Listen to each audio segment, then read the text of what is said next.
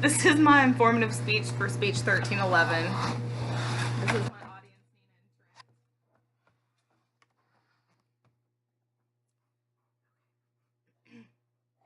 For several hundred years, the pit bull breed has been recognized through history, whether it's through the media, negatively, through television, movies, and huge animal activist groups.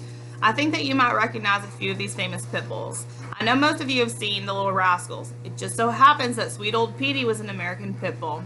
The famous blind and deaf writer Helen Keller's family, her dog was a pit bull as well, also known as a nanny dog. And in the 1900s, the American government used pit bulls on many war posters to represent our country. The breed of the pit bulls is the only full-blooded breed of dog that has its own photo on the front of Life magazine 3 times. Famous actress Jessica Biel, humanitarian actress Linda Blair, and many more famous artists in the media are all proud pit bull owners and advocates.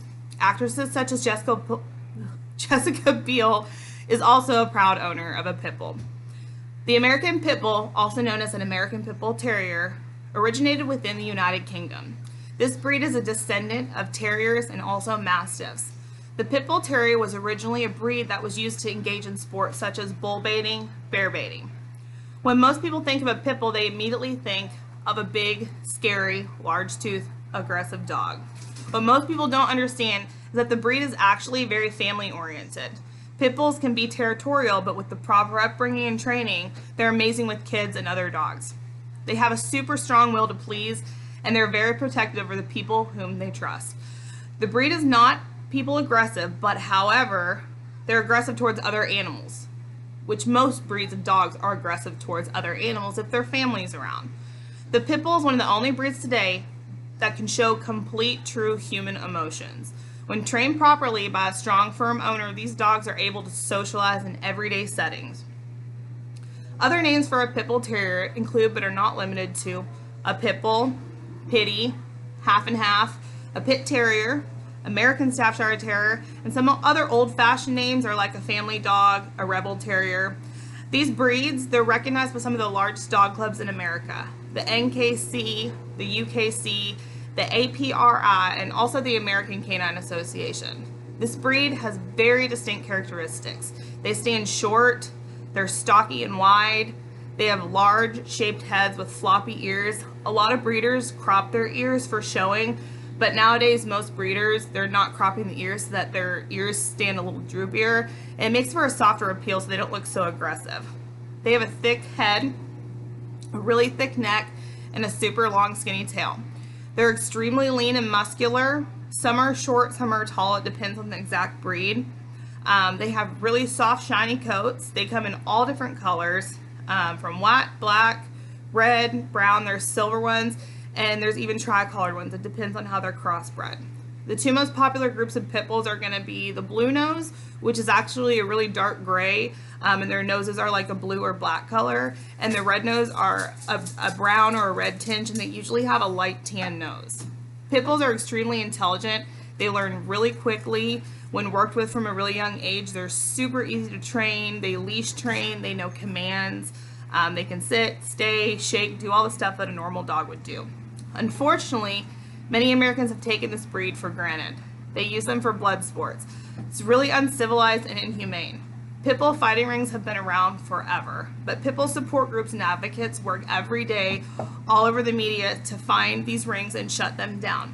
There are pit bull adoption groups everywhere. They're even on TV. There's a whole TV show about them. There are many famous people that have actually been jailed and fined for being part of pit bull rings.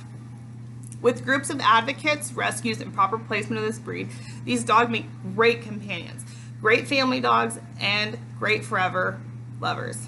I happen to have a 5-year-old pit bull. His name's Cowboy. He's a 3-time rescue.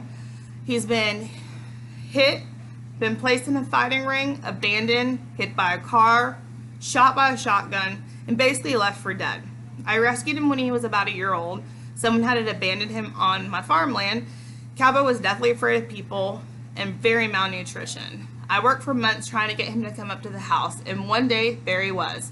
We fed and watered him for a few months and gained his trust. Several months later, he was in bed with me nightly. I got a kitten shortly later. They became best friends. When Cowboy was about 2, I thought I had found him a forever home. but he was taken to a house with children and plenty of room to run. Cowboy happened to get out one day and didn't return. A year later, I received a very frantic phone call from a friend. He was found 3 cities away in an animal shelter. I had thought he disappeared. He was in very bad shape. He'd been hit by a car and shot several times. At the time, I was working for a vet clinic. We did lots of rehabilitation service, and we had a kennel there on staff. He was placed under my care, and after having extensive leg surgery, wound repair, bullet removal, and tons of rehabilitation with the possibility of amputating his leg, he began to walk. 6 months later, lots of love and care from my boss and all the employees at the vet clinic, he got to come home with me, where he would find his forever home. Cowboy immediately took to my cat, whom he was obviously friends with before. They play, sleep, and eat together. A friend of mine would soon move in with me. She has 2 kids. Cowboy took to them immediately. He plays with them, sleeps with them, and even lets them drag him on long walks. He is the best companion animal that a family could ask for. I wish that more people would do their research on this breed, because in time they would receive more attention for all the good things that they can do for a family instead of the negative things that you read from people who shouldn't even own a dog. I think everyone should have the ability to engage and see what this breed really has to offer, because there is a way more positive things to say about this breed than negative. Here's my audience again.